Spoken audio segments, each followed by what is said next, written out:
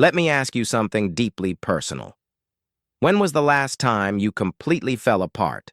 Not in front of anyone, just alone, in the quiet of your room, wondering why you feel so exhausted when everyone around you thinks you have it all. Together? You smile at people, you show up, you handle things. But inside?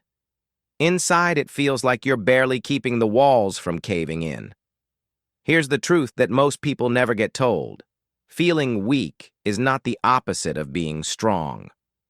In fact, some of the emotionally strongest people on this planet walk around every single day feeling like they're on the verge of breaking. And that feeling? That's not a flaw. That's the cost of caring more than most people ever will. Today, we're going to talk about 8 signs that prove you are emotionally stronger than you think, even when every part of you is convinced otherwise. And I want you to really sit with these, because by the end of this, something is going to shift in the way you see yourself. The first sign is that you feel everything deeply. And I mean everything. When someone you care about is hurting, you don't just notice it, you carry it. When something goes wrong in your life, you don't brush it off. You process it, sometimes obsessively. People around you might call you too sensitive or too emotional, and somewhere along the way, you started believing them. But here's what they don't understand. Emotional depth is not a weakness. It is the foundation of every meaningful relationship, every act of genuine empathy, and every decision made from a place of real human understanding. The people who feel nothing, they aren't stronger. They're just more disconnected. You feel deeply because you are deeply alive. The second sign is that you set boundaries even when it terrifies you. There's a myth that emotionally strong people are fearless. That's not true. Emotionally strong people are afraid, and they do it anyway. Every time you've had to tell someone no, every time you've had to walk away from something comfortable, because you knew it wasn't right for you, every time you've chosen your own peace over someone else's approval, that was strength.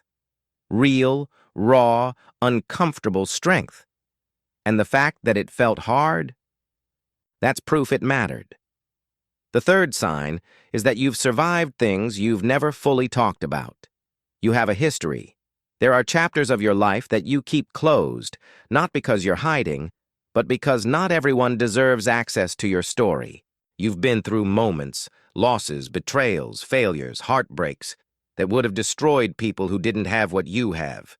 And yet here you are, still moving, still trying, still showing up. That's not luck. That's resilience. That you built, brick by painful brick, through every hard thing you didn't run from.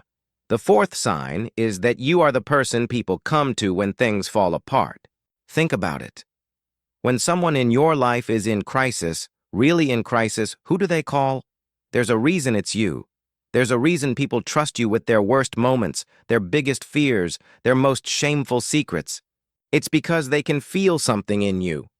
A steadiness, a depth, a sense that you won't panic, won't judge, won't leave.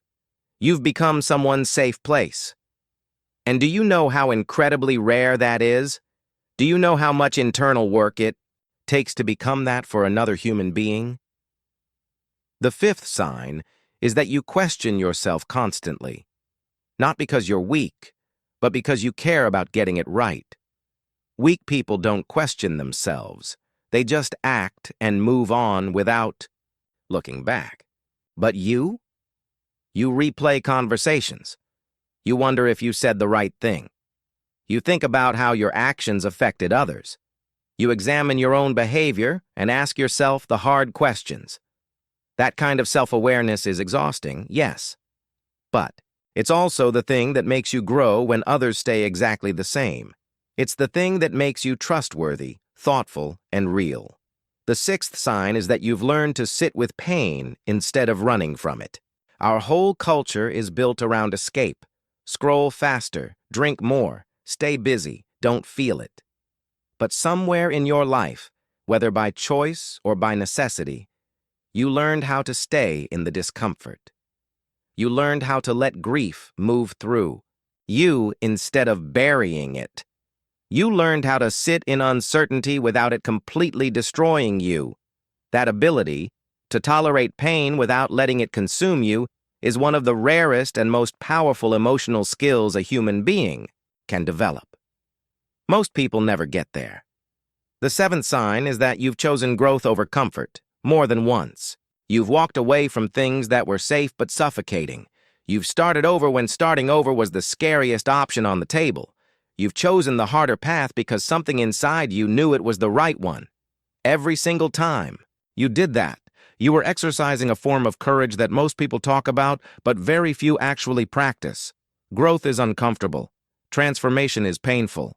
And the fact that you've kept choosing it anyway tells you everything you need to know about who you really are. And the eighth sign, this one is the one that hits the hardest, you've kept going on days when you genuinely didn't want to. There have been mornings when getting out of bed felt impossible. There have been stretches of time where everything felt pointless, and the weight of it all was almost unbearable. And somehow, you got through them. Not because someone saved you, not because everything suddenly got better, but because something in you, something quiet and stubborn and fierce, refused to quit. That is not weakness. That is one of the most powerful things a human being can do.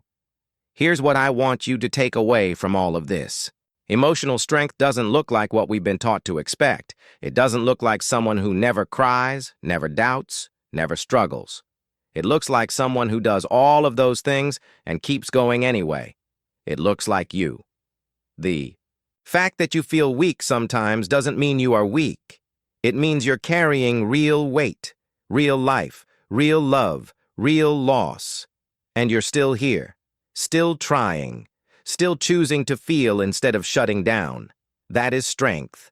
And it always has been.